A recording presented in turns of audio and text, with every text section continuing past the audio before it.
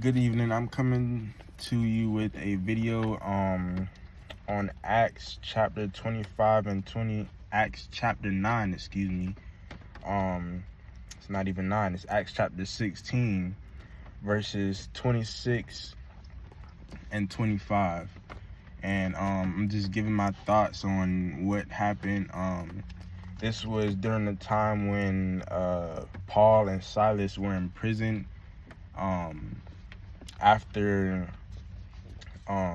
casting out a demon or a spirit, it says in the Bible in verse 18 of Acts chapter 16 that that she was being used to basically fortune tell for the Romans. It does say the Romans. And I'm gonna read the verse real quick and then give my thoughts on what happened. So verse 25 of Acts chapter 16 says, "But at midnight Paul and Silas were praying and singing hymns to God, and the prisoners were listening to them. Suddenly there was a great earthquake, so that the foundation of the prison was shaken.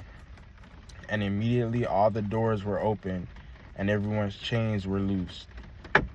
And before that, in verse 24, and the following verses, from 16 to 24, it was talking about, like how I was saying, the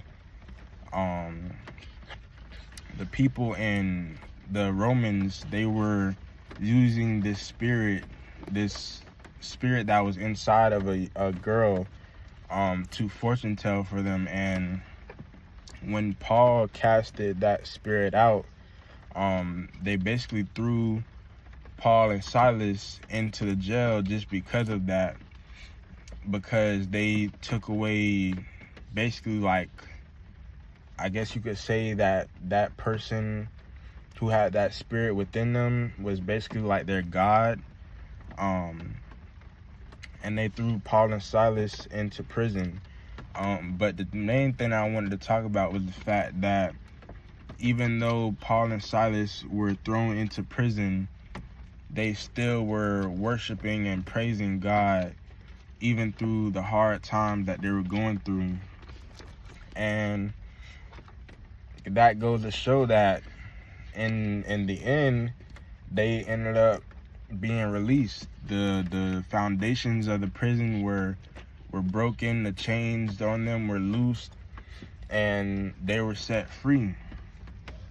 And as long as we're still alive, even though things might seem bad, even though things might not be looking the best at a certain moment in time, as long as we keep our faith and keep praising and worshiping God, things will get better. Even though it might not happen immediately when we want it to, they will eventually get better. I'm going through a tough time right now, and I'm just going to keep praising and worshiping and making sure that I don't lose my faith or let anything break my faith. Trying to make sure that I live by what this says, faith over fear, not letting anything bring a spirit of fear within me, because that is not something that God gave us. The only thing I fear, and the only thing that we all should fear, is God. And making sure that nothing will infiltrate or try to break through our faith is something that is important, because as you can see in Acts chapter 16, after they got done praising and worshiping, things were changed. They might not have happened immediately, but after a while of them keeping their faith and knowing that God would get them through whatever it is that they're going through, which in this case was imprisonment. And in cases of us now, it might be different things. It might be something mentally, something physically, something financially. As long as we keep our faith and know that God will provide, God will bring us through, and he won't leave us somewhere stuck and hopeless. As long as we keep praising and have faith, everything will be all right in the end. Like I said, it might not happen immediately because this world is literally like stuck on immediate results. Very few, very little people are willing to work and wait for their results to come in. Most people want things as soon as they start. As soon as they start a job, as soon as they start a side hustle or anything, they want instant results. And I'm gonna be honest, I'm guilty of that. There's something that I've been trying to start, and I'm not gonna say that it's that I don't want to do it just because I'm not getting the instant results that I want, but I'm gonna keep going.